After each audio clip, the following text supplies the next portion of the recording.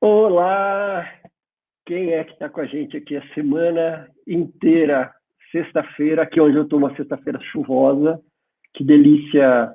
Semana, eu já falei ontem, tenho falado, mas hoje estou muito feliz. A gente está chegando aí na conclusão dessa semana, de tantas conversas incríveis, de convidadas maravilhosas, de trocas, e um grupo, um público nosso aqui incrível, assim, de pessoas lindas de tudo quanto é lugar do Brasil. Aqui, ó, Araraquara já está falando, Boiçucanga, São Paulo, Osasco, Rio de Janeiro, vamos ver o que mais, Rio Grande do Sul, Curitiba, Belo Horizonte, Rio de Janeiro, Campinas, São Paulo, Salvador, Bagé, Feira de Santana. É muito incrível isso. Eu adoro pensar que neste momento tem gente em cada cantinho aí da tua casa, do teu escritório, da tua clínica, Pelotas, São Carlos, Caruru, Pernambuco, Miami, o Marcos surgiu, Campinas, Pelotas, São Carlos, Alagoas, sensacional, Osasco, Itajubá, que ótimo, muito feliz mesmo. Muito obrigado, viu, pela participação de todos. O Rafael está em Serra Negra, Rio de Janeiro, muito bem. Sejam todos bem-vindos, todas bem-vindas, está sendo incrível. Hoje a conversa, eu estava ansioso por essa conversa de hoje, acho que é uma conversa tão importante, como todas, mas essa tem um carinho especial também por essa conversa. Eu gostaria, e eu tenho uma obrigação de fazer, eu preciso confidenciar um negócio para vocês, que eu vou ter que agradecer duplamente, porque essa nossa convidada de hoje, eu passei o dia inteiro com ela, porque hoje eu tive aula, então ela deu aula o dia inteiro, na frente do Zoom, participou o dia inteiro, uma aula maravilhosa, e daí a gente deu só o intervalinho e cá está ela. Então, agradecimento duplo, mas é uma pessoa que eu admiro demais, me sinto muito privilegiado de ter ela como minha professora no curso que eu estou fazendo, no 4 Estações. Então, Gabriela Caselato, ela é quem não conhece, tem que conhecer, mas eu vou ler aqui. Gabriela Caselato é uma paulista por vocação. Ela é nascida no Rio de Janeiro, ama esporte e natureza, e, acima de tudo, ama gente e ama cuidar de pessoas. A paixão por estudar e intervir com vínculos, seja na sua formação, seja na sua ruptura, dá muito sentido à sua existência.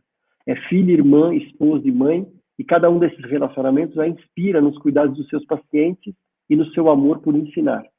Para dar vazão a isso tudo, cursou psicologia e tem doutorado em psicologia clínica. É cofundadora, professora e supervisora do 4 Estações de Instituto de Psicologia, além de organizadora e escritora de livros sobre apego, lutos e lutos não reconhecidos. Eu até já mostrei, né, aquele dia aqui, o livro para vocês, que eu tive o prazer, fui convidado por ela de escrever um capítulo. Daí ontem a gente falou sobre o livro de novo. Então, Gabi, seja muito bem-vindo e muito obrigado. Agora aqui, olhando para você, muito obrigado por estar aqui de novo comigo, com a gente, participando desse dia tão importante e esperado. Obrigado, viu? Eu que agradeço, Tom. Muito obrigada. Obrigada por participar desse momento tão importante, de chegar em tantas pessoas, de poder falar desse assunto que eu acho importantíssimo, de estar com você, que eu adoro.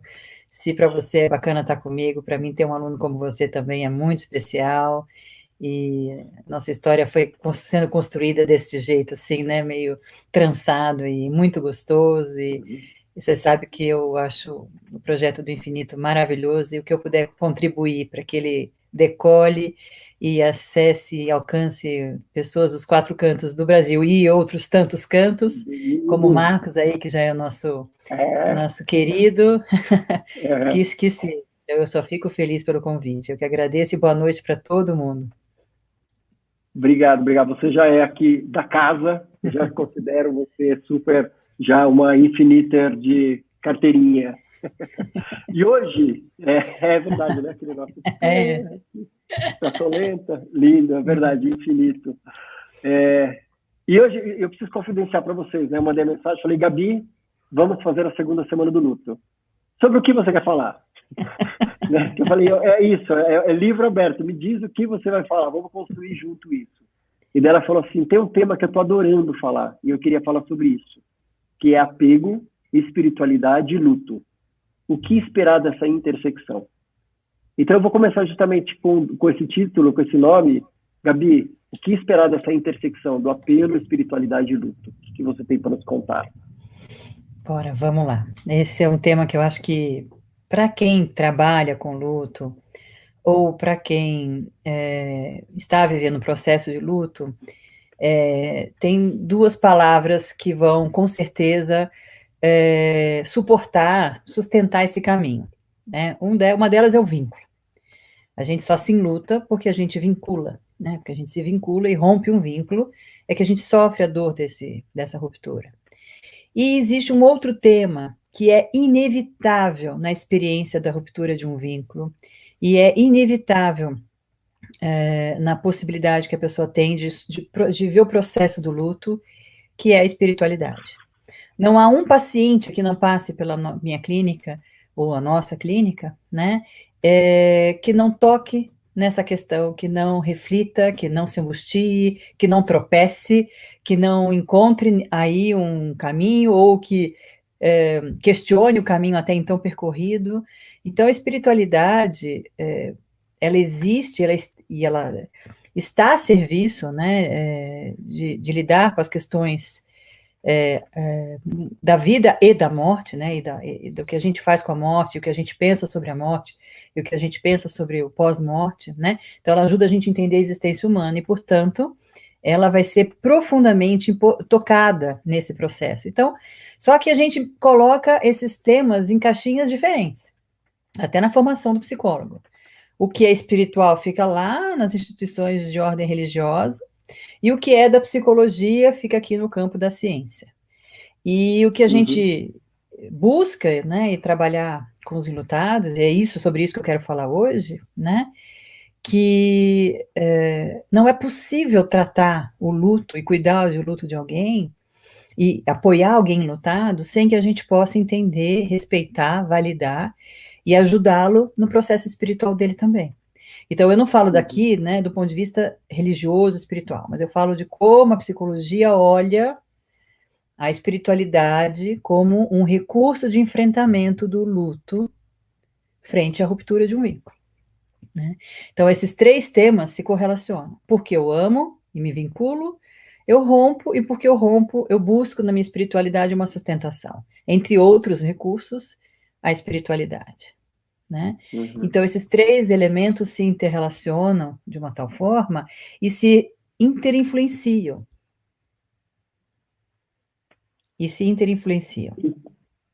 Né? Eu queria só que eu ia te pedir, Gabi, só para a gente falar um pouquinho mais sobre espiritualidade, porque eu acho que ainda é muito confuso. Porque acho que tem muita clareza, assim, as pessoas muitas vezes confundem espiritualidade com religiosidade. Você falou que não é sobre isso. Mas daí muitas pessoas falam, não, mas eu não tenho espiritualidade. Porque dizem, eu não tenho religiosidade. E a espiritualidade, muitas vezes, vai além de algum credo. E como é que é esse processo de descoberta? E às vezes até a pessoa não tem clareza dessa espiritualidade. Como é que é esse processo para a pessoa entender o que é essa espiritualidade para ela? O que é o sagrado para ela, né? Acho que é isso que a gente está falando, né? Sobre a espiritualidade. Excelente, importantíssimo a gente distinguir isso, né?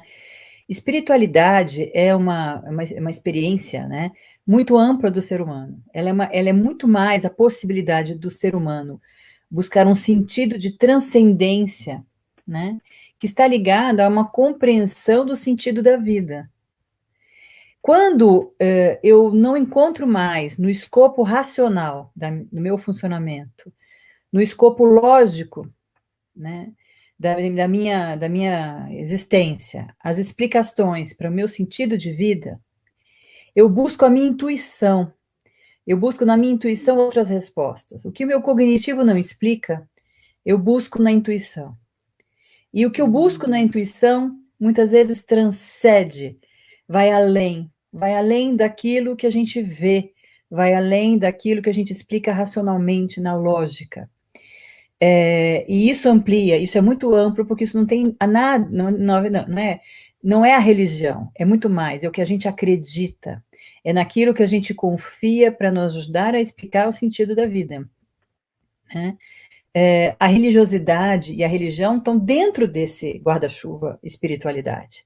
Dentre esse processo intuitivo de explicar a existência, eu encontro, muitas vezes, respostas na religiosidade e, às vezes, especificamente dentro de uma religião, né? Uhum. E às vezes não. Ou até então, eu tinha uma resposta e agora, frente a uma ruptura de vínculo, essa resposta se desconstrói.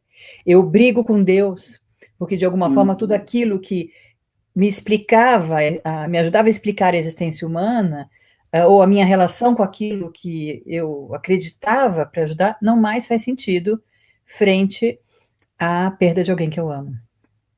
Uhum. Uhum. Né? Então, espiritualidade é algo, é a busca intuitiva que transcende a nossa explicação cognitiva sobre as coisas da vida, mas que nos ajuda a dar sentido às coisas da vida.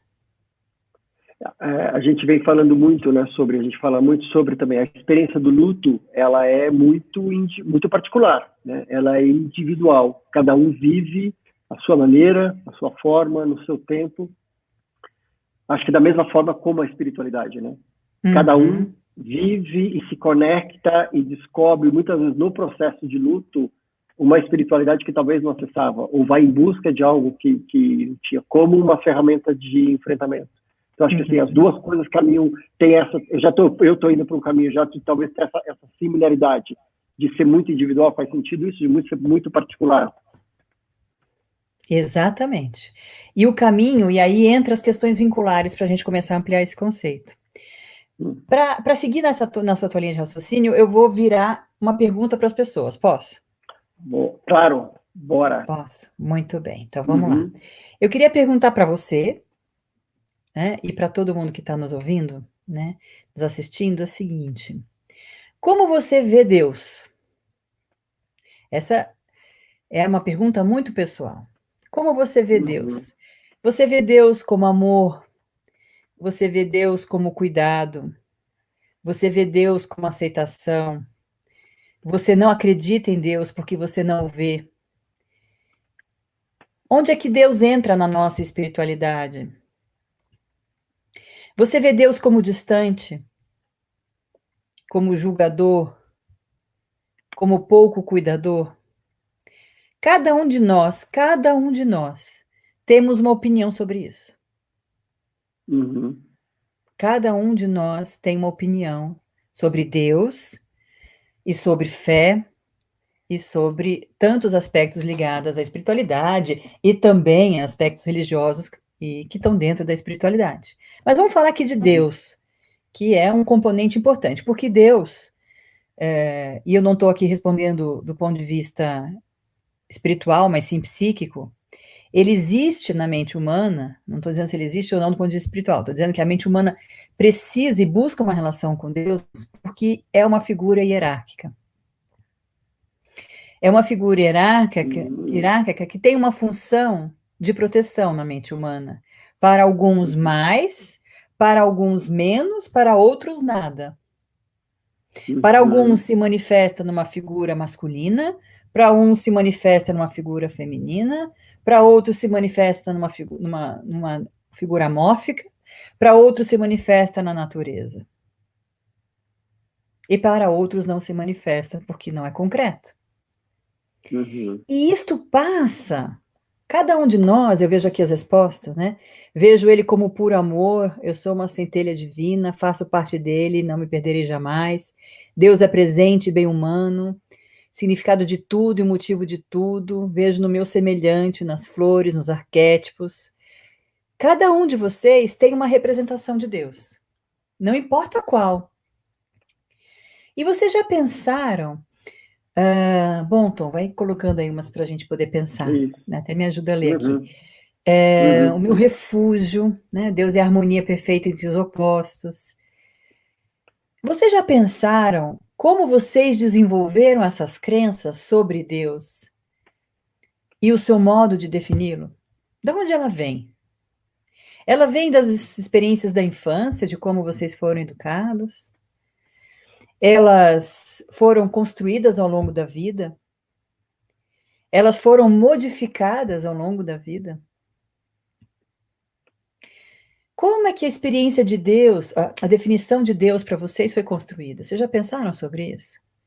A minha, por exemplo, ela sofreu uma metamorfose ao longo da minha vida, né? Na infância, vinha de uma influência mais da minha família, na vida adulta, transformada pelas experiências da vida, depois entra a psicologia e bagunça tudo, aí entra a maturidade e a maternidade faz outra revolução, em constante mutação aí esse processo, né? Mas sem dúvida alguma, ele não é mais o mesmo do início, mas sem dúvida alguma, ele é marcado, a minha forma como eu percebo Deus é marcada pelas minhas histórias vinculares, pela influência dos meus vínculos na minha formação como pessoa. Então, muito do que nós crescemos pensando sobre Deus, crenças e espiritualidade vem dos ambientes em que nós fomos criados. Muitos de nós temos, inclusive, uma experiência religiosa aprendida dentro do berço familiar, né? Então, a forma como a gente regulou intimidade com os nossos pais, dentre as tantas coisas que a gente aprendeu com os nossos pais, nós aprendemos algo sobre nós, sobre eles e sobre o mundo. E sobre o mundo, esse mundo também transcendental. Esse mundo que nos transcende. Uhum. Então,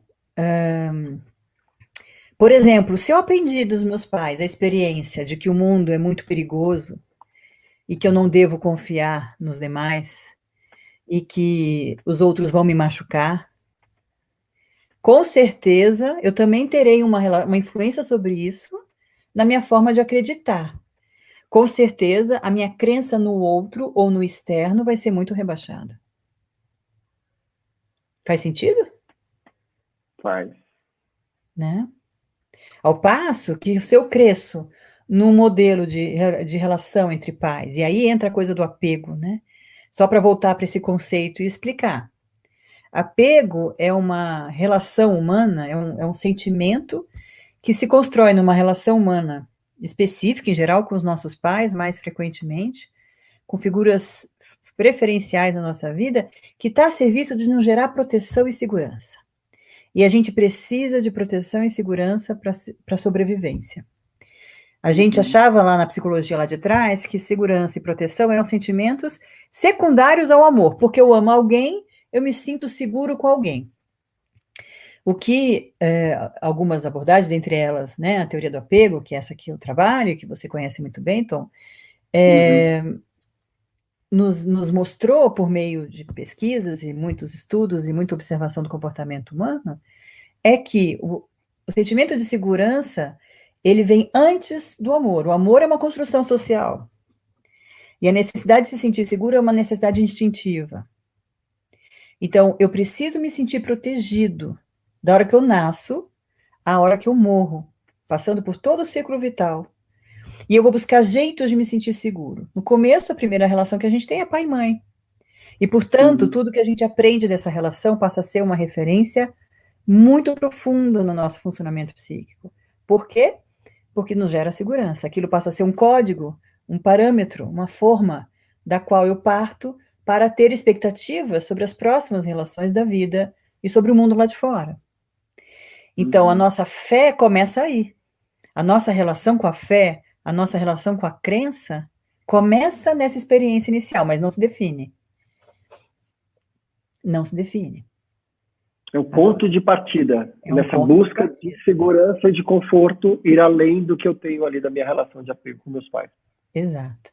E nós vivemos numa cultura, né, numa sociedade monoteísta, né? Aqui predomina essa visão. E Deus, na nossa cultura, na nossa sociedade, ela está a serviço, é uma figura hierárquica que está a serviço de proteger, em especial, quando as figuras humanas não dão conta. Por que que muitas vezes, quando a gente reza, tem gente que reza todo dia, ou faz seus rituais espirituais, vamos chamar assim para ficar mais amplo. Quando a gente faz os nossos rituais espirituais, tem pessoas que são muito disciplinadas e incorporam os rituais espirituais, mas em regra, o ser humano apela para os rituais espirituais quando o bicho pega. Tá em sofrimento. Eu estou Quando está em desesperado, estou em sofrimento. sofrimento. Quando está em sofrimento. É a hora que a gente se vale. Por quê? Porque aí, provavelmente é uma situação que eu não dou conta, que a figura que me protege aqui não me dá conta, que o cognitivo não dá conta, e eu preciso de algo que me sustente, que me proteja, que diminua o meu medo. Por isso que vínculo e espiritualidade entram no luto, porque o luto é uma experiência que me dá muito medo, que me deixa desprotegido, que me rompe o meu mundo presumido e me tira todos os recursos de enfrentamento, pelo menos no início. Rouba, me quebra minhas pernas. Faz sentido? Faz. Eu estou pensando aqui, Gabi, que também já ouvi isso, e eu vivi isso, o luto quando eu me separei, há muitos anos atrás, e eu estava muito mal, e eu não tinha uma relação forte com a espiritualidade. E daí eu fui em busca disso. Só que, ao mesmo tempo, e eu já ouvi isso de pessoas enlutadas, eu me sentia muito culpado de falar, bom, agora eu vou buscar Deus. Agora que eu estou sofrendo, então eu não me permitia, não me rendia a isso, porque eu falava, não é justo. Então eu vou voltar só quando eu... Mas daí, óbvio que eu fui em busca disso, mas no início era muito difícil. Eu achava que não era justo, que era... que eu não podia, eu tinha que sofrer sem isso, porque já quando eu estava bem, eu não recorria a isso, ou não me conectava a isso, não ia reconectar, eu ia recorrer a isso só nesse momento de sofrimento. E eu já ouvi enlutados confidenciando isso para mim, de que não é justo. Pois então vem a culpa. Mas segundo a teoria do apego, você está redimido, porque se a gente põe a figura de Deus análogo à figura dos pais, nessa função de proteção, a função dos pais é proteger quando a gente precisa. Então, a gente não deve acionar os pais como figuras protetoras 24 horas por dia, o dia inteiro, porque não se faz necessário, eles estão internalizados na gente. Mas quando a gente está com medo demais, a gente liga mãe, pai, Deus, e o que for, né? E o que for que a gente acredita. Então, segundo a teoria do apego, está tudo certo, Tom. Entendi. Essa não é uma visão religiosa nem espiritual, essa é uma visão psicológica do ponto de vista da função de proteção que esta figura não física, né, representa no nosso mundo interno, na nossa psique, a partir daquilo que a gente internalizou e aprendeu na nossa história, na nossa cultura, na nossa sociedade, na nossa família e no nosso mundo interno. São macro, micro, até o microcosmo, que vai representar essa nossa visão sobre a vida. Né? Entendi. E uma pessoa, porque daí muitas vezes é também assim, uma pessoa que ela é ateia, isso não quer dizer que ela não tem espiritualidade. Não quer dizer. Boa pergunta. Então, voltando para a teoria do apego, né? De Bowlby, que algumas pessoas perguntaram. Sim, de John Bowlby. Sentir-se seguro é uma necessidade que todos nós temos. Todos nós. Criança, adulto, idoso, pobre, rico. Qualquer figura humana precisa se sentir protegido sempre que ameaçado. Algumas pessoas nas experiências humanas, nas experiências iniciais, aprenderam que quando precisam se sentir protegidos, podem contar com o outro e têm a disponibilidade do outro. E essa experiência de responsividade e de disponibilidade do outro gera uma sensação de segurança muito efetiva nessa criança, nessa pessoa. Essa sensação de segurança faz com que essa pessoa internalize uma percepção de si positiva, de que ela é merecedora de amor, de que o mundo é bom, de que ela pode contar com os outros quando ela precisa, e que ela pode ir para o mundo que, se ela precisar e ficar em aflição, ela vai ter para onde correr. Então, essa pessoa, ela tende a buscar enfrentar as questões da vida com seus próprios recursos, porque ela acredita nela, mas ela também sabe fazer uso dos recursos externos quando precisa, inclusive da religiosidade, inclusive da espiritualidade. Mas ela faz um bom equilíbrio entre esses recursos, não demasiado para si, não demasiado para os recursos externos. Ela não depende só da espiritualidade para lidar com a vida, mas tampouco depende só de si e nunca conta com a ajuda nem de ninguém e nem de algo transcendente a ela. Esse é o tipo seguro dentro dos padrões de apegos que a gente encontra na população do mundo. Um outro tipo comum, que já são aí 2 tipos de insegurança mais clássicos, que são absolutamente normais na população e funcionais, mas que viveram experiências um pouco menos estáveis de disponibilidade emocional dos pais. Um primeiro tipo é o que a gente chama do ambivalente, que tem como uma experiência, quando buscar ajuda, não ter a certeza do acesso da figura que lhe protege. Seja porque essa figura, às vezes, é inconstante, seja porque essa figura é ambígua, seja porque essa figura traz para ele uma sensação dupla sobre sentir-se protegido e desprotegido toda vez que ele vai, ou muito frequentemente. E com isso, ele aprende que essa figura é instável, e dessa experiência, ele desenvolve percepções distorcidas. Número 1, ele tende a achar que essa figura é instável porque ele fez alguma coisa errada ou insuficiente para não conquistar a figura. O que eu fiz para o meu pai e para minha mãe não darem atenção para mim do jeito que eu precisava? E com isso, ele gera uma sensação de si uma percepção de si muito negativa e muito idealizada do outro. É uma falsa idealização, porque ele acaba sentindo muita raiva desses pais ambíguos. Mas ele deseja que esses pais sejam valorizados para ver se esses pais conseguem responder melhor. É uma forma de ter esses pais mais próximos, né? Ele seduz mais esses pais e coloca esses pais mais numa posição mais idealizada. Essa experiência ambígua faz com que essa criança seja muito insegura de si e muito obcecada pela intimidade com os pais inicialmente. Muito querendo atenção, muito querendo ser aceita, muito querendo ser amada e valorizada, se sentindo muito pouco merecedora e se sentindo muito pouco capaz de enfrentar o mundo sem esses adultos.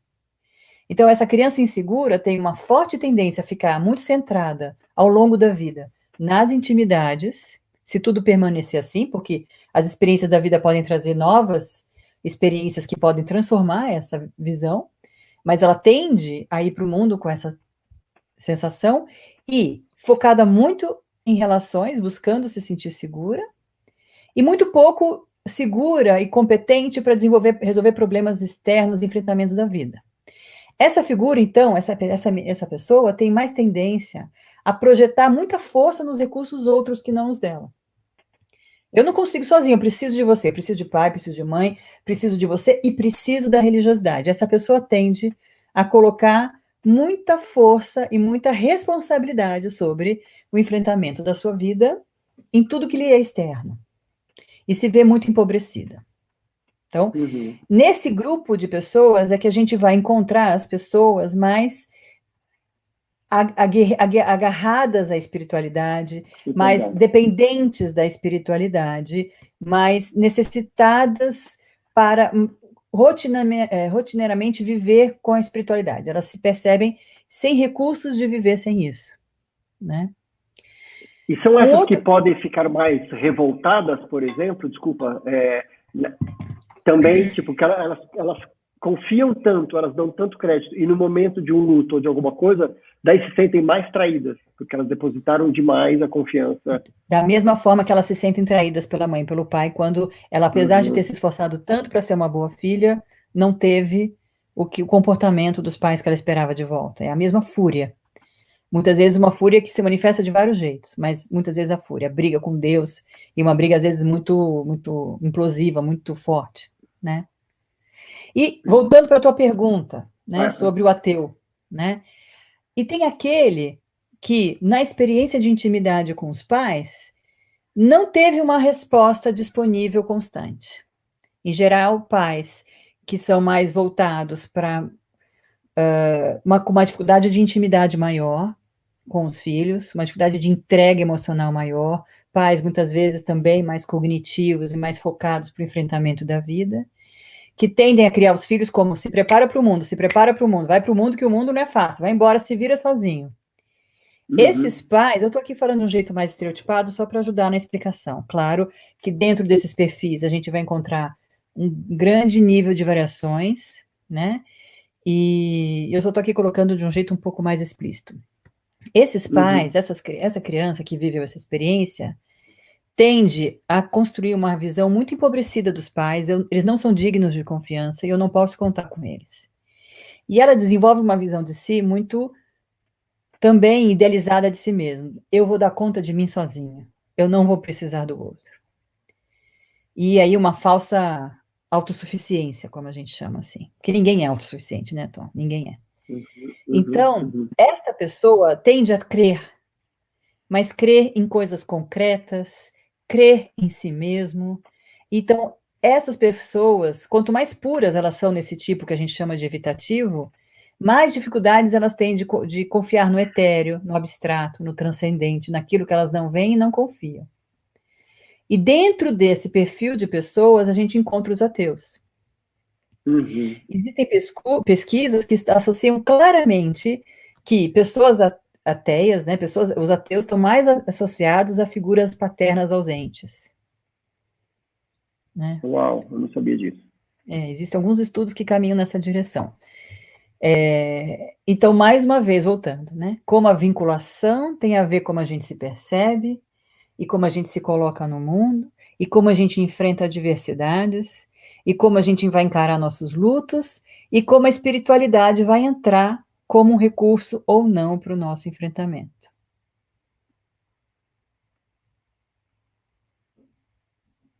Faz sentido? Para as pessoas, está ficando confuso? Alguém quer que eu explique? Por favor, vão falando e a gente vai... vamos falar, vamos ver, eu vou até, normalmente estou deixando as perguntas para o final, mas acho que é legal talvez as pessoas irem para a gente ir caminhando junto, porque é super interessante isso, para a gente não se perder talvez no final. Por exemplo, eu vou colocar uma pergunta aqui da Gabriela, que ela fala assim, então de alguma forma, nos bastamos em algum momento? Será que as aprendizagens anteriores, que dependeram do outro, não é estar sempre dependendo do próximo para resolver nossos problemas? Gabriela, depende das experiências que a gente teve, né? A gente pode ter experiências que confirmam essa sensação de uma dependência constante, e como eu acabei de descrever, a gente pode ter experiências que as pessoas desenvolvem a certeza de que elas não podem confiar nos outros para resolver seus problemas. E dentre esses extremos, a gente encontra um leque de nivelações diferentes. No meio estão os seguros, que conseguem o equilíbrio de poder confiar em si mesmo e também confiar no outro e na transcendência, né? De poder tentar resolver os problemas consigo mesmo, mas pedir uma ajudinha para Deus, ou acender uma vela, ou alguma crença que lhe faz sentido, qualquer, não importa, né? Em geral, para os evitativos, as crenças estão mais associadas a coisas concretas, a elementos intuitivos concretos, e para os ambivalentes, um escopo de elementos mais abstratos, mais abstratos são mais possíveis de tolerar. Para o evitativo é muito insuportável acreditar em algo que ele não consegue mensurar, que ele não consegue controlar. Por isso que a gente também encontra na população em geral, mais frequentemente, a religiosidade é mais comum nas mulheres do que nos homens. Porque mais frequentemente a gente ainda vê homens mais intuitivos do que mulheres, homens mais evitativos do que mulheres. Tá. Homens mais evitativos que mulheres menos evitativas. Sim. Muito bem. Daí a Margarete vem com essa pergunta assim, a figura materna não substitui essa ausência da figura paterna em relação a isso? Veja, Margarete, essa pesquisa que eu falei é uma abordagem, né? Não, eu não estou aqui dizendo que é a ausência da figura paterna, é a ausência de uma figura que traz segurança. Se a gente não tem pai que gera segurança, mas tem mãe que gera segurança, tá valendo.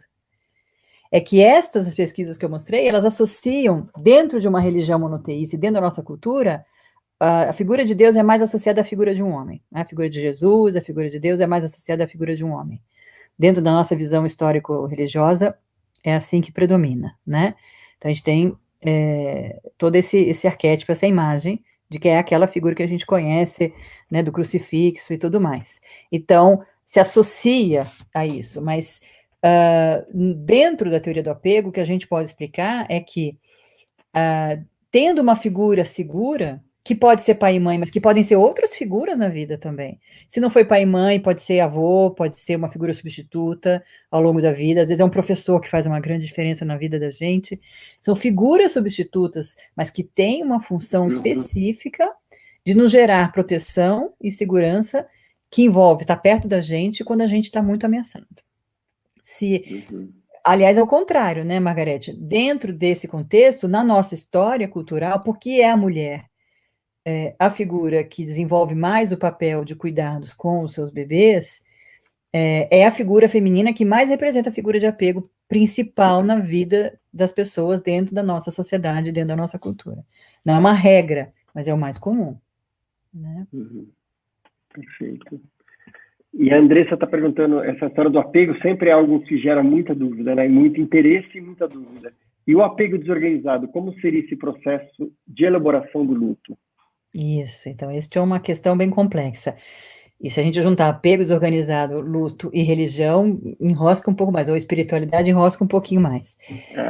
O apego desorganizado seria um quarto tipo, para quem não conhece o que a gente está falando, que seria, seria uma mistura dos dois estilos de apego, que eu mencionei há pouco, o ambivalente com o evitativo, que se torna um pouco mais disfuncional.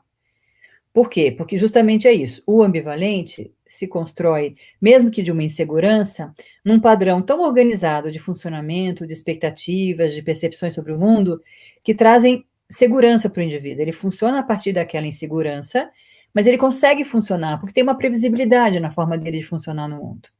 Isso vale para o evitativo também. Né? Então, o evitativo, que tenta controlar tudo e não buscar ajuda de ninguém, ele funciona muito, muito bem, obrigado. Quantos CEOs de empresas são evitativos e mandam bala e está tudo certo, né? Agora, quando eu misturo um misto de percepção, em geral são pessoas, esse quarto tipo, que viveram experiências muito traumáticas na infância, experiências mais disfuncionais na infância, experiências em que elas não tiveram nem a condição de confiar no outro e nem a condição de confiar em si mesmas. Então, são crianças que viveram um profundo desamparo, em geral ligadas a muitas experiências traumáticas na primeira infância, sem a possibilidade de uma substituição de uma figura que desse conta. Então, por exemplo, famílias de pais drogaditos, de pais com problemas psiquiátricos, de experiências de abuso na infância, são escopos de tudo isso na primeira infância, mais frequentemente, está mais associado a riscos para luto, para apego desorganizado. Então, o que é o apego desorganizado? Quando eu nem confio na disponibilidade do outro e nem confio nas minhas competências para enfrentar o mundo. E o que me resta? Medo. Medo. É uma pessoa que cresce em curto-circuito o tempo inteiro. Ora eu tô com medo de dar conta, ora eu tô com medo de confiar no outro. Ora eu tô com medo de dar conta, ora eu tô com medo de confiar no outro. E aí que moram, né, o sofrimento psíquico que vai gerar muitos transtornos psíquicos ao longo da vida, em especial na vida adulta. Quando essa pessoa vive um luto, né, a depender em que momento da vida, né, esse luto tende a incrementar essa experiência. Bom, porque se eu não confio no outro e em ninguém, e ainda acontece alguma coisa sofrida comigo, como é que eu vou viver essa experiência? Né? Em geral é assim, só que às vezes uma experiência disruptiva como o luto pode às vezes trazer alguma pessoa na nossa vida que nos ajuda a organizar. Por exemplo, uma pessoa de um apego desorganizado, enlutada, vai parar numa terapia. E ela encontra um terapeuta que passa a ser uma figura segura para ela. Então, a experiência disruptiva do luto num apego desorganizado foi ruim, mas ainda assim gerou a possibilidade de encontro de uma experiência segura, né? Só que a gente espera que um apego desorganizado, ele é um fator de risco para o enfrentamento do luto. É isso que eu quero ajudá-los a entender aqui, né? Que essa experiência de profundo medo constante, quando encontrando um sofrimento e uma ameaça que o luto traz, aumenta, potencializa. Portanto, o apego desorganizado é um risco para complicações frente ao luto. Né? E a experiência do luto, Gabi, ela está eu acho, acho que talvez, eu tenho até medo, talvez essa pergunta talvez não faça sentido, mas a experiência do luto, ela pode ser minimizada dependendo da forma como é a minha espiritualidade? Ela pode ser mais saudável se eu tenho uma relação mais saudável com a espiritualidade? Ou não dá para fazer essa relação tão direta com a Boa experiência do pergunta. luto com a espiritualidade? Boa pergunta.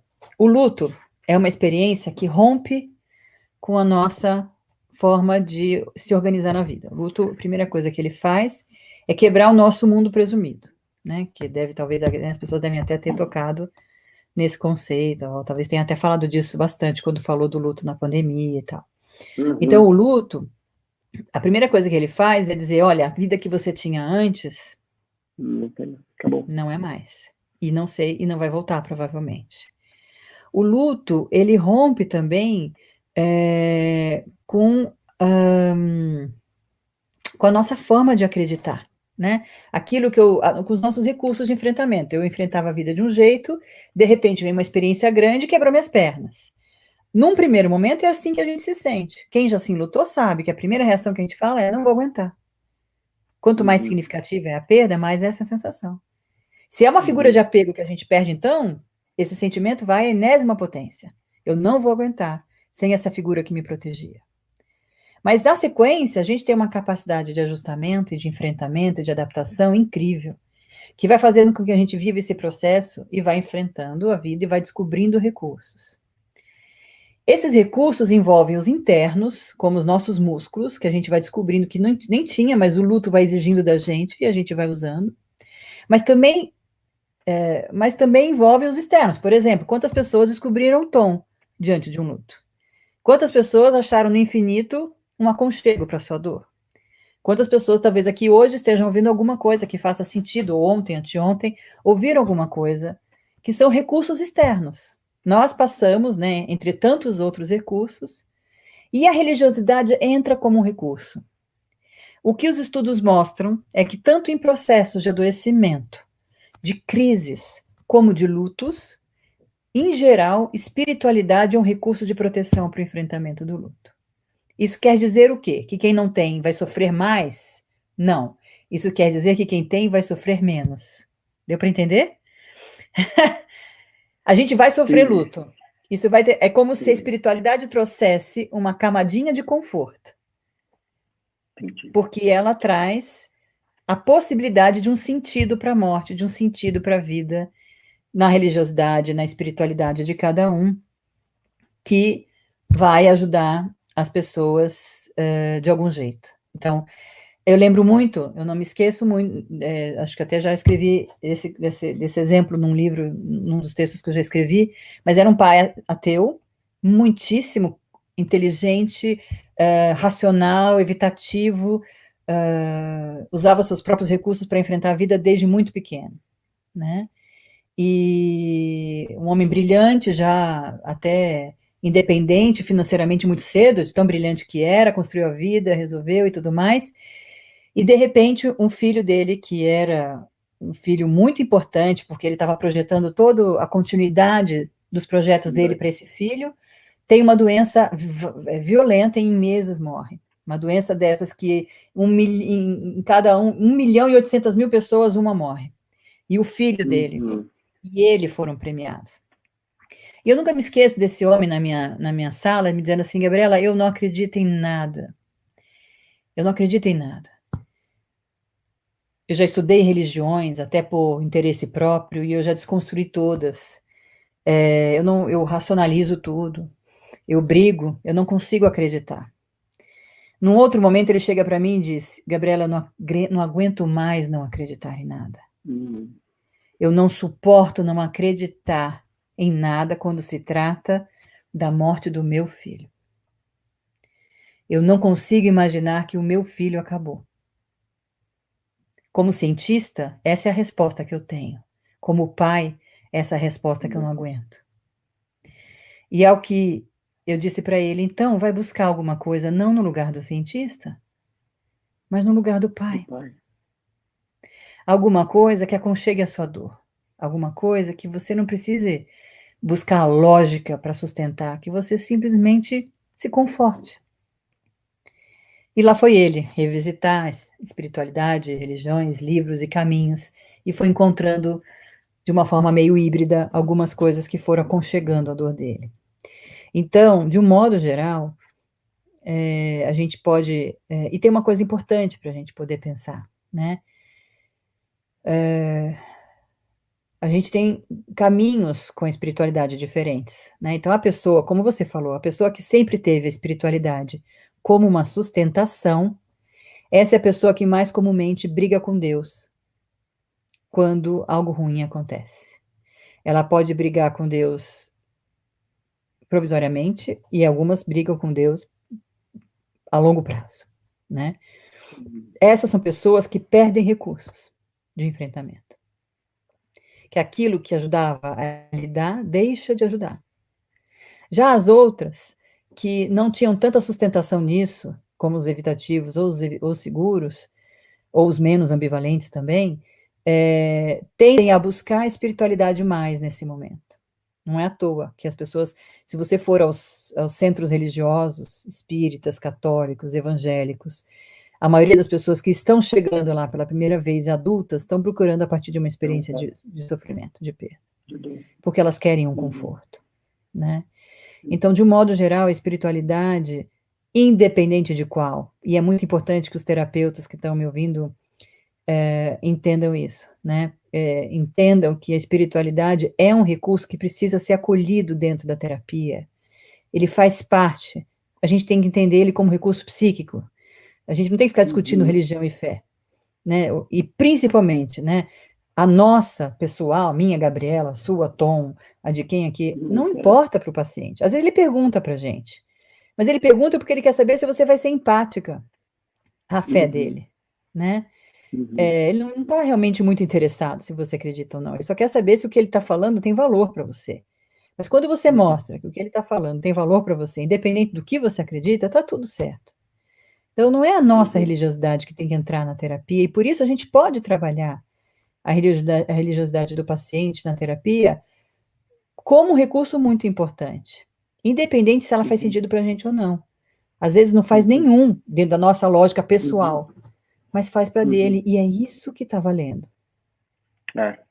O Gabi, eu queria ampliar isso, porque o público nosso, né, do Infinito, o que eu amo, eu já falei aqui algumas vezes, ele é muito diverso. Então, aqui hoje tem muitos estudantes, muitos psicólogos, mas também muitos enlutados, muitos pacientes, muitos familiares, muitas pessoas curiosas no assunto. Então, é muito diverso. Acho que isso que é a beleza do Infinito. Eu falo que é um movimento da sociedade civil. Ele é para nós mudarmos a forma como a gente lida hoje com o luto, como a gente lida com a morte e tudo mais. Então, acho que a mesma coisa que você está falando, né, para os profissionais, para os psicólogos que recebem um paciente, eu acho que cabe para todo mundo que está próximo a alguém que está enlutado, que está vivendo esse luto ou está vivendo o próprio luto, que é validar a espiritualidade do outro, validar o que aquilo está sentindo, não julgar, e principalmente porque isso acontece muito, né, da pessoa que está acompanhando um enlutado, de impor uma religiosidade, né? Você precisa rezar, você precisa confiar em Deus. Então, vem uma imposição, vem um julgamento e tudo mais. Então, eu acho que essa mesma fala que você fala para os profissionais é para todo mundo, né? De validar, de honrar e não impor, porque isso é muito cruel. Olha, faz diferença se eu chegar assim com meu livro, qualquer um, isso aqui não é um livro de religião, mas com aquilo que fez bem para mim, dizer, olha, isso aqui me ajudou. Tá aqui. Exatamente. Tá aqui. Não é, isso aqui vai te ajudar. Leia. Aqui está a solução do seu problema. Não é isso. Mas isso aqui me ajudou, me fez sentido. Me ajudou na minha trajetória. Tá aqui, tô te dando. A hora que você quiser, se não quiser, tá aqui. Né? Tá aqui. Isso é diferente, porque você não impõe. Você compartilha. Você compartilha. Oferece. Né? Mas você dá a liberdade da pessoa descobrir o que é bom para ela. E no enlutado, isso acontece de um monte, né? As pessoas vêm com receitas, mas receita mesmo, de tudo, né? Olha, isso aqui, vai procurar esse fulano, vai procurar esse ciclano. Coisas assim que deixam o enlutado desorientado, muitas vezes invadido, muitas vezes culpado, muitas vezes pouco acolhido, porque ele ainda tem que fazer o esforço de fingir que ele gostou do que foi oferecido, né? Porque ele acha que a pessoa fez por bem. Claro, fez por bem, mas não foi, não foi a partir da necessidade dele, né? Uhum. Gabi, eu preciso só fazer um intervalo, que é o seguinte: está vindo aqui uma onda, uma chuva quer ver? De amor e chuva de likes e tudo mais para você, que tá a coisa mais. Então, não podemos deixar passar isso passar. Então, o Jorge Cabril isso falando, ó, a Gabriela tem uma didática, uma sensibilidade fascinante. Como amo ouvi-la. Daí começou. Um beijo, Jorge. Concordo, Jorge. Digo mesmo, Jorge. Verdade, Jorge. Quanta beijo, Jorge. leveza na fala da doutora Gabriela. Gabriela tem muito conhecimento, tem leveza na fala, perfeito. Toda vez, essa aqui vai ser uma pergunta que eu vou trazer já. Daí a Rosa bateu palmas, é maravilhosa. Doutora Gabriela é top. Meu sonho é conhecer a Gabriela e estudar com ela. Ou seja, então eu não podia deixar passar todo essa chuva de amor e likes para você. Então, eu agradeço muito o carinho de vocês, muito. É muito bom, muito, né? É muito gostoso. Depois do dia inteiro dando áudio, mais uma... É muito, né? Gostoso, muito gostoso. E a Toleira, que é minha culpa um pouco, assim, eu falo, deixa eu contar que ela está sendo amada aqui, né? Você também é muito amado, viu? Coisas suas aqui no meio, muito amado. Isso é muito bom. Né? É muito bom, é muito bom. A gente se sente muito amado. Eu vou trazer um ponto aqui que eu acho que é importante da Yajara, essa pergunta aqui, que eu acho que está...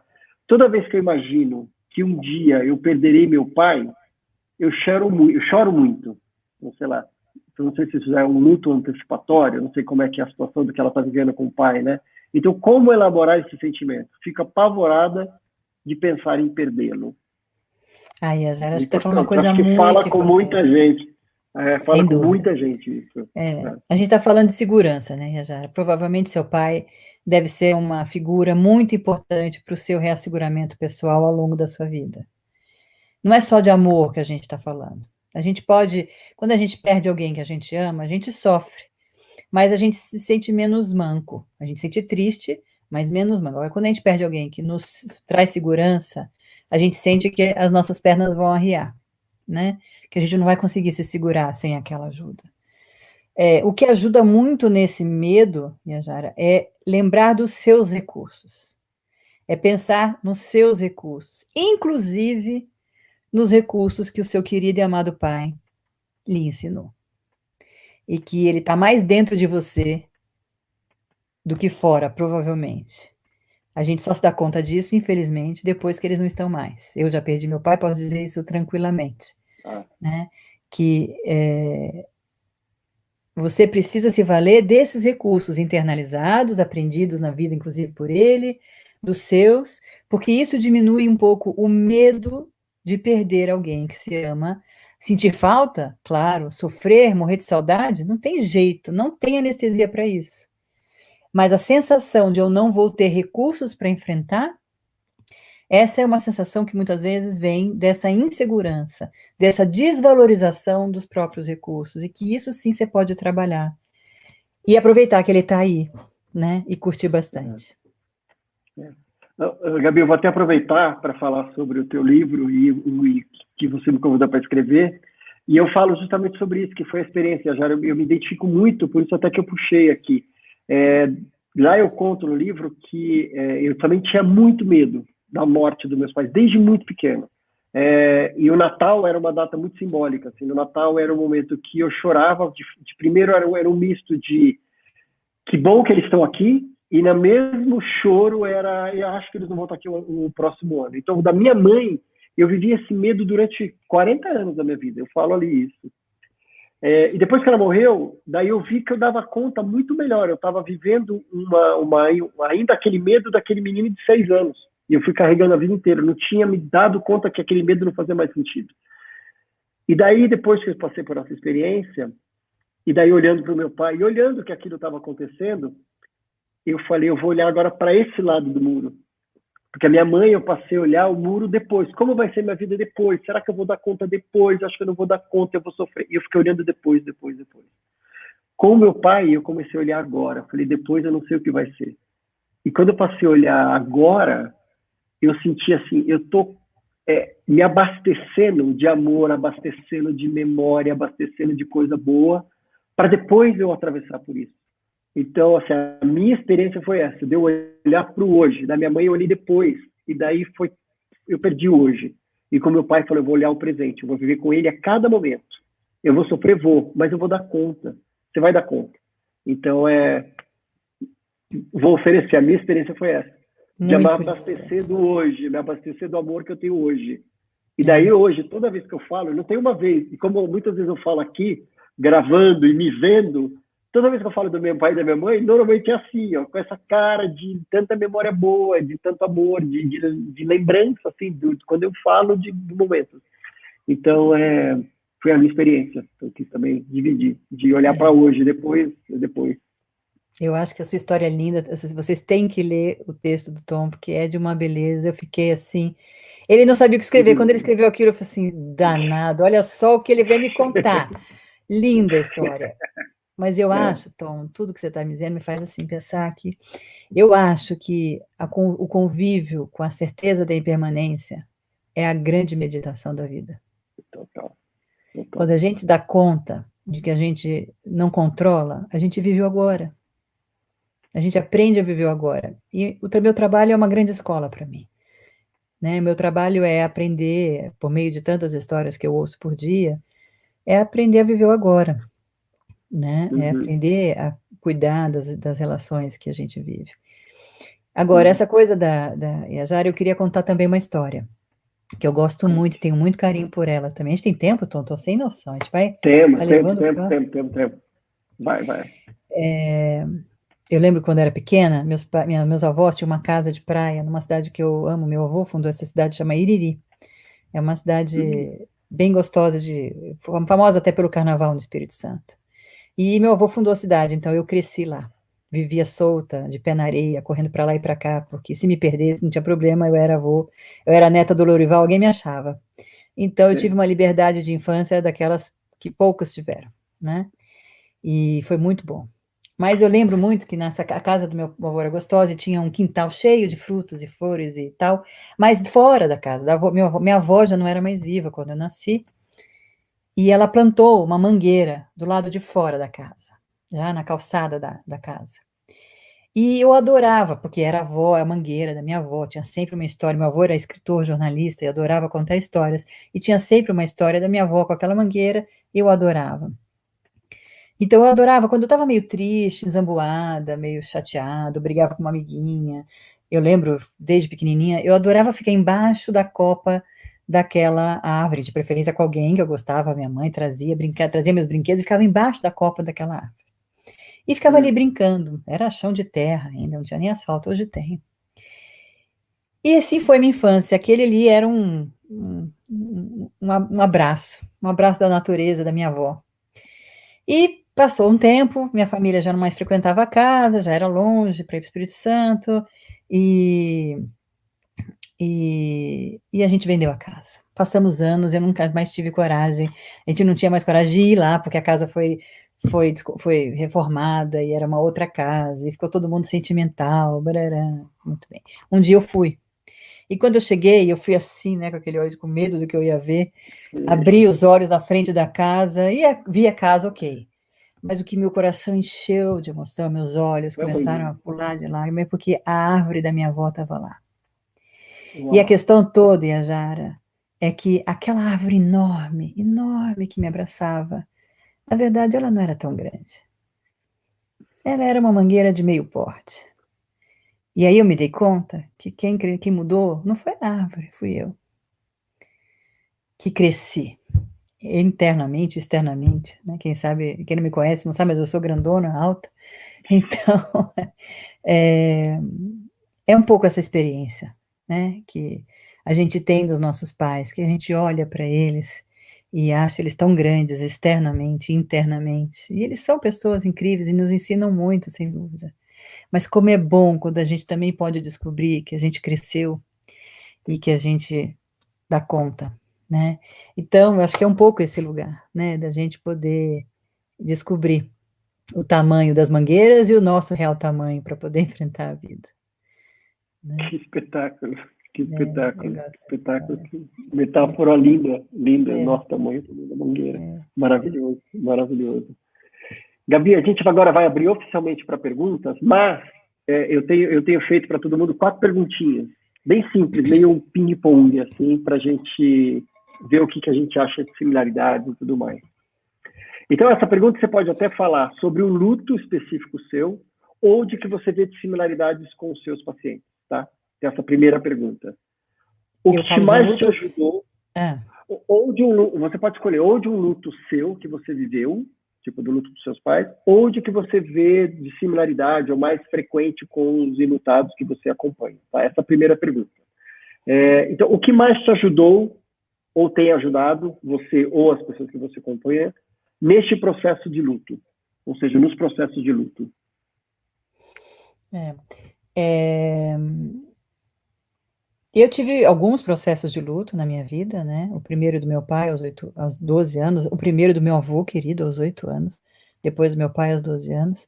Mas acho que o luto mais difícil que eu enfrentei foi o luto da minha irmã. Minha irmã morreu subitamente aos 49 anos. E a gente Bom, estava muito distante naquela época, porque ela não morava mais em São Paulo, e a gente estava numa fase da vida corrida de lá para cá, e a gente não conseguia conviver. E foi uma perda muito súbita para mim, muito inesperada. Meu pai e meu avô morreram. Meu avô morreu do coração, meu pai morreu de doença, mas meu avô já era idoso. Então a perda da minha irmã foi uma perda de questões inacabadas, né? uhum, De não ditos, né? Que já na altura eu já trabalhava com luto, inclusive essa perda tem 10 anos, não é longo, é recente, né? E uma perda que de uma mulher jovem, linda, né? Ela morreu na minha idade atual, né? Então, muito difícil pensar que a vida acaba aí, né, com filhos pequenos. uhum. Então, foi uma perda muito que mexeu comigo como irmã, como pessoa, como enlutada. Como foi? Ah, né, peraí. O Ah, que mais te ajudou? O que mais te ajudou? o que mais me ajudou? Nos meus lutos todos, dos mais fáceis aos mais difíceis, eu acho que olhar para mim e olhar para os recursos que eu fui encontrando no caminho, os meus e os que eu fui me apoiando, né, Uhum, me fizeram gostar da pessoa que eu fui me tornando. uhum, Eu fui gostando de ser uma pessoa, obviamente eu não gostei do sofrimento, ninguém gosta de sofrer. Eu uhum. não queria ter perdido essas pessoas, eu queria que elas estivessem aqui. A gente não estaria conversando hoje provavelmente se elas estivessem, né. É, Mas o é. fato é que as experiências ruins também nos constroem. Não só as Hum, boas. Aliás, eu acho que elas mais nos constroem até do que as boas. E quando a gente se permite, se joga nelas, quando a gente vai ver o que que vai dar, e a gente sofre, a gente se fortalece, a gente pede ajuda, e a gente acha espiritualidade, a gente perde espiritualidade, a gente cai, a gente levanta, essa pessoa que sai disso é uma pessoa muito bonita. Essa é uma pessoa mais sábia de si mesma. uhum, Essa é uma pessoa mais profunda. E eu gosto dessa experiência comigo e eu adoro ajudar as pessoas nesse processo. Me faz muito sentido. Já que elas estão uhum, sofrendo, infelizmente, então que a gente possa viver disto essa descoberta. Nem todo mundo é uhum. assim, nem todo mundo é fácil, cada um tem seu caminho. Não foi fácil comigo também não, mas é um caminho muito bonito. Você não acha? Você Eu não gosta acho mais de você lindo. agora?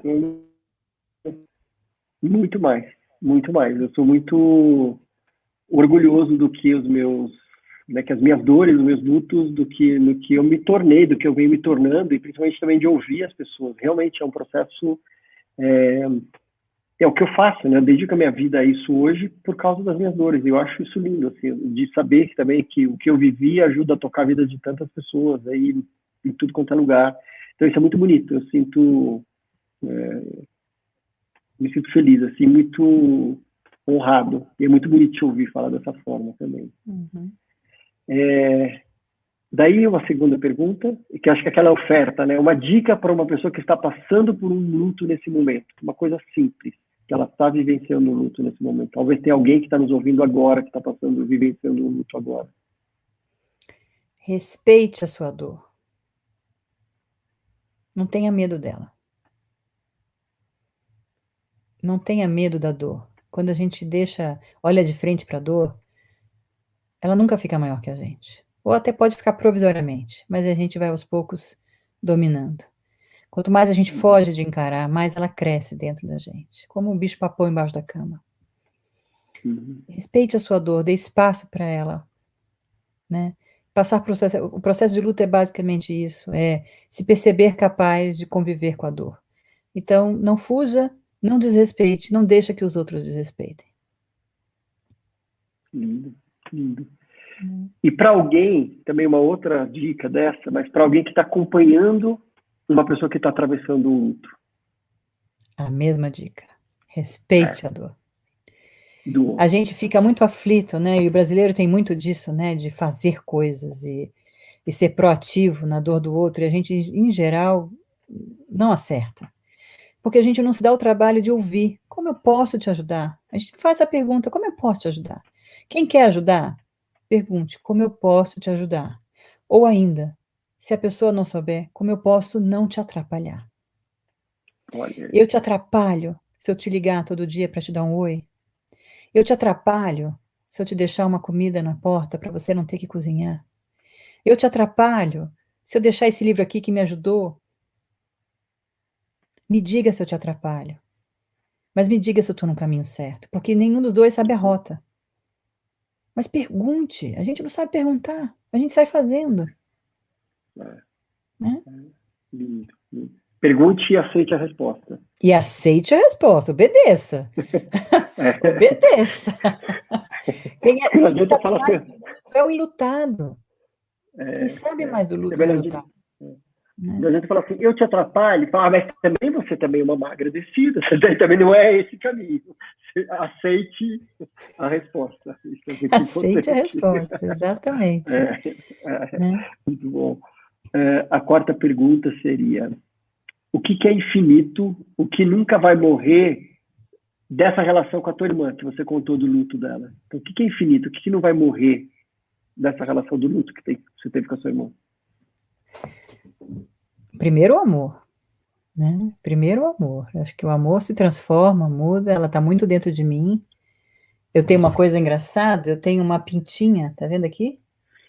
Essa pintinha, que ela tinha exatamente na mão. Isso é uma conexão minha com ela. Só nós duas temos na família, né? Então, ela tinha, eu tenho, e essa é a nossa... Mas muito a minha irmã era uma pessoa muito alegre, muito bonita fisicamente, ela era modelo, ela era uma pessoa muito bonita. Uau. Então, mas a minha irmã me ensinou também minha irmã se fechou muito sobre não pedir ajuda, e ela me ensina a não fazer a mesma coisa todo dia. Né? Lindo, lindo, o amor infinito. Então vamos ver perguntas. Agora a gente pode aproveitar, Gabi, mais um pouquinho, nós já estamos indo para o final, mas quem tiver perguntas, deixa eu ver aqui, já dar uma olhada aqui se eu acho. Ó, a Cristine também, ela gosta dela mais agora. Uhum.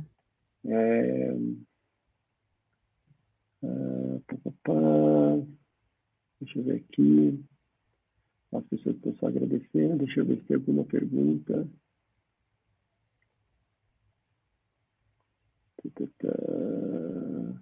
Alguém perguntou o nome da minha irmã, é Mônica. A Mônica. A Mônica. E o nome do livro, Gabi? Enquanto eu vou procurando, fala um pouquinho do livro. Faz um merchan. Eu falei pra caramba, mostrei, falei que para os infinitos, passei os dados. Mas, Ju, se você tiver aqui aquelas informações do 4, dá para colocar aqui para o pessoal mandar o e-mail e o telefone para comprar, por favor. Enquanto eu vou vendo aqui aqui, olha lá. O livro é esse, Luto por Perdas Não Legitimadas na Atualidade, que tem o queridíssimo Tom, tem a Val também, que falou aqui com vocês anteontem, né? E tem muitas pessoas incríveis, inclusive alguns depoimentos de enlutados muito lindos. O Rafael Rafael, Stein, que está aqui, Rafael o Rafael está Stein. aqui assistindo, Ah, cadê o Rafael? Um beijo para ele está por ele. aí, É, tem a Joelma e o Marcelo, tem a Vera e a Elísia, que são lutos incríveis, assim, que não são validados. Luto pelo diagnóstico de um filho com autismo, o luto vivido por uma irmã com Down, né, que tem Down e que fala do seu luto, porque a gente acha que pessoas com algum tipo de limitação não sofrem luto, né? E então o livro está muito bonito. Vocês encontram ele no Quatro Estações. Quem quiser com autógrafo é por lá.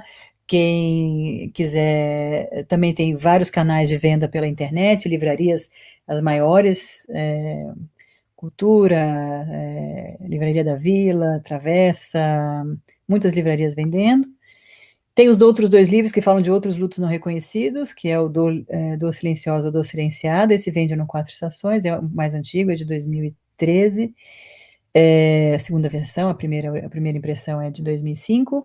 E o Resgate da Empatia, que é de 2015 também. Cada um deles fala sobre diferentes tipos de lutos não reconhecidos.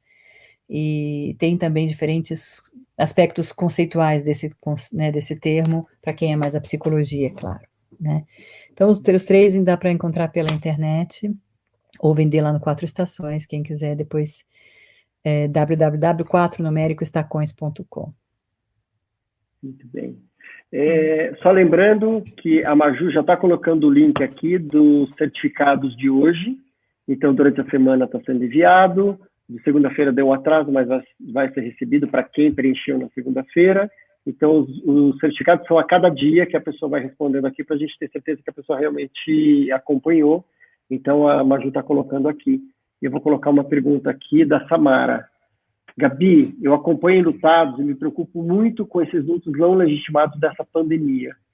Como auxiliar essas pessoas que ficaram com uma lacuna nos rituais fúnebres? Pessoas que não tiveram a possibilidade de concretizar a despedida, é muito importante que a gente socialmente ou clinicamente, né, a rede ajude a desenvolver rituais, né? A gente pode, falando socialmente, se juntar com um amigo e fazer uma roda de conversa e falar das memórias, e falar do que a gente lembra, fotos, compartilhar fotos da pessoa, desde que o enlutado queira vivenciar isso, né? A gente pode fazer rituais que possam ajudar essa pessoa a viver aquilo que não foi possível viver com os rituais fúnebres. Se não daquele jeito, claro, obviamente, rituais possíveis de concretizar a perda. Né? Porque algumas pessoas vão relatando como se a pessoa tivesse desaparecido. Ela foi para o hospital, e eu fiquei um mês sem ver, e ela morreu, e eu não pude me despedir. Né? Então, é muito importante que a gente possa criar possibilidades de concretização, né? Clinicamente, a gente tem muitas técnicas dentro da terapia focada em luto para ajudar o enlutado a ritualizar, a concretizar, a poder organizar essa perda internamente de uma forma mais estável, porque o problema do luto não reconhecido, o luto simbólico, é essa experiência dela ficar muito etérea, né, de ficar muito fantasiosa, muito irreal. Então, se é difícil a gente lidar com uma perda que está concreta para a gente, imagine como é difícil a gente se despedir com alguma coisa que a gente fica barganhando dentro da gente, porque não parece real. Né? A gente já barganha sendo concreta, não sendo, né, fica ainda mais difícil da gente poder encarar o luto. Né?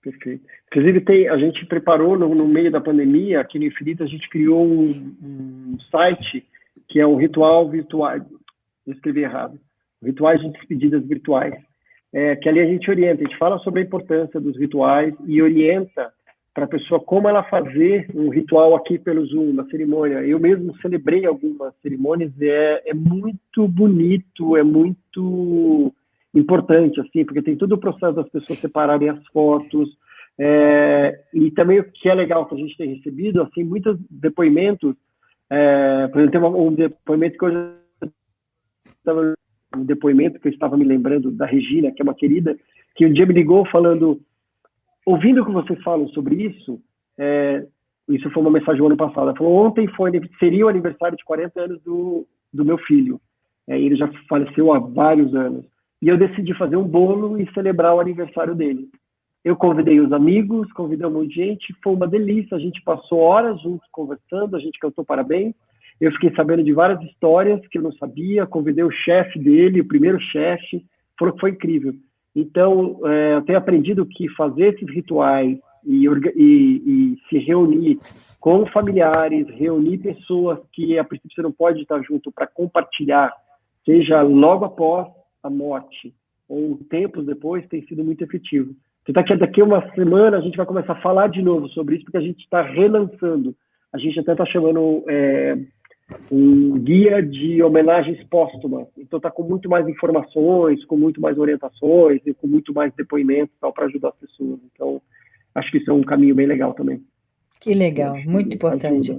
Isso, porque a pessoa que está enlutada, ela fica muito desorientada, ela não sabe o que... E quem está do lado também, então poder ter um parâmetro, como o que o Tom desenvolveu, é muito importante, porque é como um livro de receitas, né? Você quer fazer uma coisa, mas você não sabe como. Bom, aqui tem um start, você adapta, né, ao seu jeito, à sua cultura, ao seu perfil, mas é importante ter um parâmetro ali, né? Acho que ajuda a gente a se organizar numa situação em que a pessoa está completamente vulnerável, né? Perfeito. A Maria Lenilda acho que tem uma pergunta importante. Como lidar com o luto de ter uma pessoa com uma doença degenerativa, ela, por 7 anos, sem conseguir interagir mais com seus familiares? Essa é uma das experiências, Maria Lenilda, das mais perversas que existem.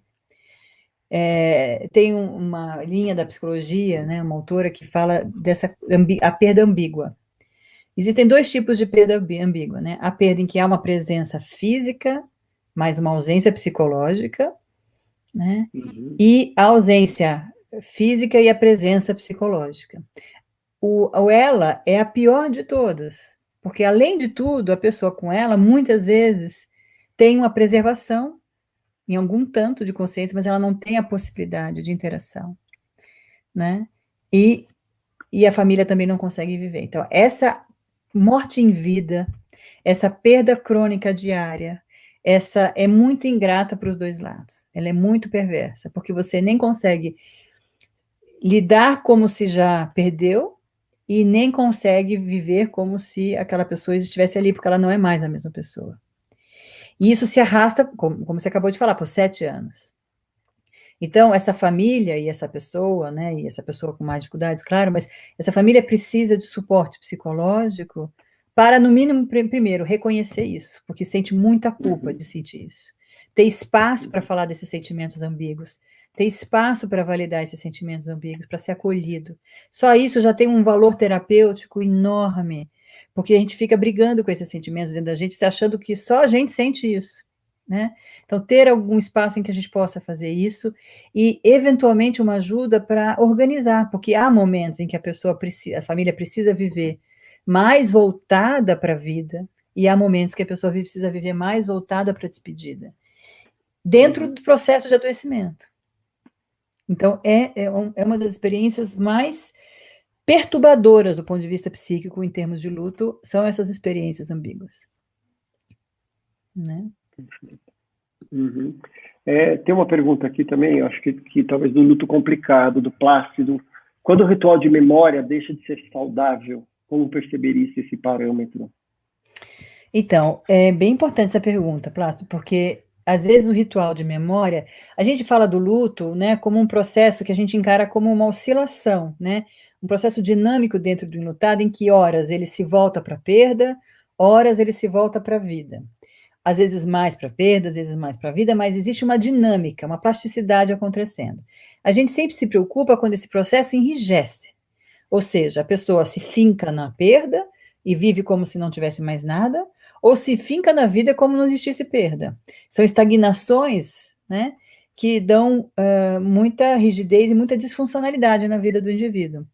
A pessoa que vive o ritual da memória, ela corre o risco de ficar fincada na perda, né? Ela não se autoriza a ir para a vida. Então, quando o ritual da perda, o ritual da memória, da memorização está a serviço de ajudar nessa oscilação, tá ótimo. Mas quando a gente sente que esse ritual começa a pesar um pouco, que ele começa a ficar meio forçado, que ele começa a gerar um pouco um sentimento, já não tem o mesmo sentido, e as pessoas se sentem meio culpadas, porque elas já não queriam mais estar ali, mas uma das pessoas, ou algumas seguram, já tem uma rigidez ali acontecendo, já tem uma um agarrar-se àquele ritual. E aí a gente deve ter o cuidado de buscar ajuda ou de conversar, né, dentro da família para repensar isso e ajudar a pessoa que está com dificuldade. Uhum. Ó, vou só ler aqui, a Maria não é uma pergunta, mas um depoimento dela. Ela falou assim: eu também fiz um jantar para comemorar o aniversário do meu irmão mês passado. Fazia 5 meses que ele morreu, fiz uma comida que ele adorava, abri um vinho que ele apreciava, foi muito bom.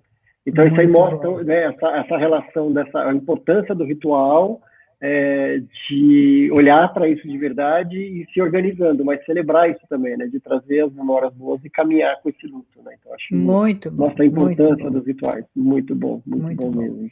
E isso faz parte da vida, não tem, né, discussão. Então, os nossos mortos fazem parte da vida, né? Eu me lembro que Uhum. no ano do aniversário da morte da minha irmã, antes da pandemia, eu e minha outra irmã fomos no show da Maria Bethânia, que era a paixão da minha irmã Mônica. Minha irmã era louca pela Maria Bethânia. E aí fomos e eu aprendi Maria Bethânia pela minha irmã. Ela me ensinou todas as músicas. Então, toda vez que eu ouço uma Maria Bethânia, tá lá Mônica junto comigo, né? Então, eu e minha irmã sentadas ouvindo o show da Maria Bethânia e chorando de saudade da Mônica. Tava lá o ritual, nós duas felizes. Ninguém tava triste. A gente estava celebrando a vida e a saudade, né? Mas isso faz parte da vida. Então, a gente tem uma cultura de negação da morte e de negação dos rituais de celebrar os mortos. Em culturas mais as culturas orientais, a cultura oriental, por exemplo, o morto faz parte da vida, assim como os idosos fazem parte da vida e os mortos fazem parte da vida, porque a finitude não assusta. Uhum. A finitude é incorporada, a impermanência faz parte do desenvolvimento da mente oriental, né? Uhum. A gente é que fica relutando com essa história de achar que nós somos permanentes e, portanto, tudo aquilo que nos lembra a impermanência, a gente tem que fugir, né? Uhum. Perfeito. Ó, tem uma pergunta de psicólogo aqui. Sou psicóloga e um paciente me questionou se era errado chorar a perda do marido, porque as pessoas haviam dito que não faz bem para quem partiu. Ela está se sentindo culpada. Acho que aí também tem um pouco a ver, né, com alguma crença também de religiosidade, né, falando que Sim. prende o espírito, tem algumas questões assim, que, de novo, é uma forçação da religião nesse processo, né? A gente tem que ajudar, Cíntia, a gente tem que ajudar os enlutados a se sentirem encorajados de usarem a religiosidade, a espiritualidade a seu dispor, aquilo que me serve. Então, se eu tenho dentro da minha espiritualidade, dentro da minha religião, então, no caso, alguma coisa que me atravanca num processo espontâneo meu que me faz sofrer, eu tenho que repensar. Eu não preciso jogar tudo fora, mas talvez isso não sirva para mim. Isso não está me ajudando a engolir o meu choro, né? Então, enlutado, isso quer dizer o quê? Que o enlutado, ele precisa ser proativo dentro do luto dele, ele não é passivo. De novo, quem é dono do luto é um enlutado. Quando alguém me fala que eu sou especialista em luto, eu quero brigar, porque eu sou especialista em ajudar pessoas enlutadas, porque o especialista no luto do Tom é o Tom. Ninguém mais sabe da perda dele do que ele. Então, não é o religioso, não é o psicólogo, não é ninguém que vai saber por ele melhor o que ajuda. Então, a gente tem que, às vezes, empoderar o paciente a repensar sobre isso. Então, aproveita o que a tua comunidade religiosa te dá, mas não precisa seguir tudo aquilo se aquilo não está te ajudando. Uhum.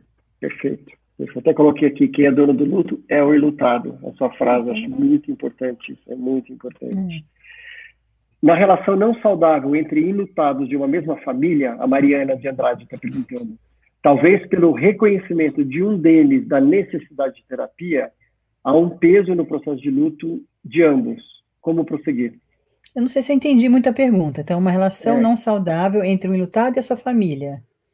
Porque um acha que ele precisa de ajuda e ele não acha que precisa de ajuda, é isso, Mariana? Explica melhor, eu também achei que eu tinha entendido. Eu entendi primeiro que duas pessoas da minha família não estão se relacionando bem. Escreve de novo, Marina, Marina. essa pergunta. Mas acho que teve um ponto que eu acho que é importante falar, Gabi. A gente, alguns dias da semana, a gente conversou, por exemplo, quando a gente está falando sobre o luto para neonatal, perinatal e tudo mais, da diferença do luto da mãe e do pai, que muitas vezes gera muito atrito, né? Da expectativa de que eles vivam um luto semelhante. Então, acho que é interessante falar. Eu acho que também, já também que a gente está trazendo espiritualidade, também muitas vezes tem o conflito de se tem uma pessoa com uma espiritualidade muito exacerbada na família e a outra pessoa não, ou que está usando esses recursos e outra não. O quanto que isso também pode gerar de conflito, de pessoas na mesma casa, na mesma família, enfrentando de forma diferente. Eu acho que as duas perguntas se somam mesmo. Então, desde diferentes formas de expressão, e quando essas diferentes formas, dentre elas, uma está um pouco mais disfuncional. Luto é um processo social, é individual, mas é social. Então, luto, basicamente, é um esforço de comunicar as diferentes formas de expressar o pesar. Como uma família vai lidar com luto, não é a família funcional não é uma família que todo mundo lida igual. A família funcional é a família que consegue conviver com as diferentes formas de expressão. Aquele que não fala e não quer ver as fotos, aquele que quer falar todo dia e beijar as fotos, né? Então, como é que isso convive? Como é que isso se comunga, né? Então, eu acho que muito o que o Tom está falando é verdade. Quando mesmo que tenha alguém com um aspecto mais disfuncional, e isso está sobrecarregando o luto dos outros, na verdade, o que está mais faltando aí é a comunicação entre essas pessoas para conseguirem regular essas diferenças, né? Então, vamos supor, né, um casal, muito comum essa experiência, perdeu um filho, o pai não quer olhar para fotos, não quer falar da experiência, e a mãe quer espalhar fotos pela casa e falar do filho o dia inteiro, né? Muito comum isso. Como esses dois vão conviver? Ou eles vão se separar, o que também é muito comum, ou eles vão precisar de ajuda para regular essas diferenças, como, por exemplo, uma coisa muito boba, mas como essa mãe pode ter essa necessidade representada dentro desse espaço físico da casa, e como esse pai pode ter essa necessidade. Por exemplo, a mãe faz um lugar da casa que seja um lugar de espaço de memória dela com o filho, que não seja um lugar que o pai passe todos os dias, se ele não se sente confortável. Pronto, mas que os dois consigam conversar sobre isso. Olha, então você faz, mas eu não vejo todos os dias, né? E você entende que eu não ver não quer dizer que eu não me importe com meu filho, mas eu ainda não dou conta dessa dor. Quando eu puder, eu vou lá, dou uma espiadinha, e talvez tenha uma hora que você não tenha tanta necessidade. Por hora, é o que a gente consegue fazer agora. Esse seria um exemplo de uma regulação das diferenças. Então, quando está engessado, é porque a família não está se comunicando. E não tá se abrindo para a diferença, né? Está impondo o jeito de um ao jeito do outro, né? Perfeito. É a comunicação mesmo, né? Perfeito, Gabi. Acho que a gente não podia ter uma chave de ouro, mais de ouro, para a gente fechar essa semana, que a semana foi incrível, mas é demais ter você aqui ajudando a gente a encerrar essa semana, encerrando essa de uma forma tão linda, tão brilhante. Eu queria agradecer muito todos os participantes. Foi incrível passar a semana com vocês. Eu estava com saudade dessa nossa interação constante. Então, foi lindo. Muito obrigado por todas as trocas. Eu me sinto muito orgulhoso de estar fazendo isso e de estar abrindo espaço para a gente falar sobre isso. Na terça-feira que vem, a gente vai estar junto de novo. A gente vai ter o Cine Clube da Morte. Eu esqueci o nome do filme. Deixa eu já ver aqui. Vai ser um filme bem lindo. Pieces of Woman, né? Filme, e a gente vai falar, Pieces of Woman, isso mesmo, é um filme muito poderoso, muito bonito, então a gente vai falar. Então, terça-feira, lá na página do Infinito, tá o link para inscrição, então bora lá, terça-feira, continuar essa conversa, que vai ser bem bonita, tá bom? Então, beijos, beijo, Gabi, descanse, obrigado de novo.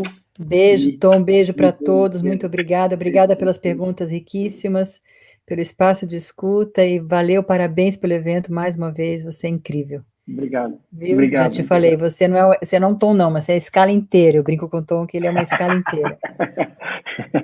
Lindo, obrigado. Um beijo. Beijo, boa noite para todos. Boa noite, tchau.